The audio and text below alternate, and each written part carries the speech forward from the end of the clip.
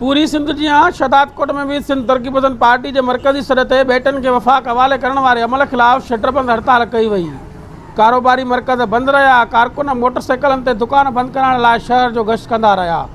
सिंध के सामूंडी बेटन ते सदारती ऑर्डिनेंस मुताबिक वफ़ाक़ हवाले करण वारे ऑर्डिनेंस खिलाफ़ STP के मरकज़ी कॉल ते शहर में मुकम्मल शटरबंद हड़ताल रही।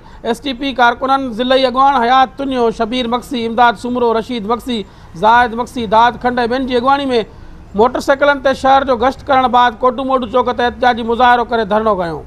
उन मौके ते अगवाननि मीडिया वारनि सां ॻाल्हाईंदे चयो त STP जे सॾ ते अॼु समूरी सिंध बंदि करे पंहिंजी धरती सां मोहबत जो इज़हार कयो आहे। हिननि जो चवणो त सिंध ख़िलाफ़ साज़िशूं का नई ॻाल्हि न आहे। हिननि जो वधीक चवणो त वफ़ाक़ पारां सिंध जे बेटनि खे पंहिंजे कब्ज़े में करण लाइ जारी कयल ऑर्डिनेंस सिंध ऐं सिंधी माण्हुनि खे अक़लियत में तब्दील करण जी वॾी साज़िश आहे, जंहिंजी हू भरपूर मज़म्मत कंदासीं। हिननि चयो त हाणे सिंध जो अवाम सुजाग थी वियो आहे, तंहिं करे वफ़ाक़ खे पंहिंजो क़िबलो दुरुस्त करे जारी ऑर्डिनेंस वापसि वठी किरोड़ सिंधियुनि जी दिलि आज़ारी जी माफ़ी वठणु घुरिजे।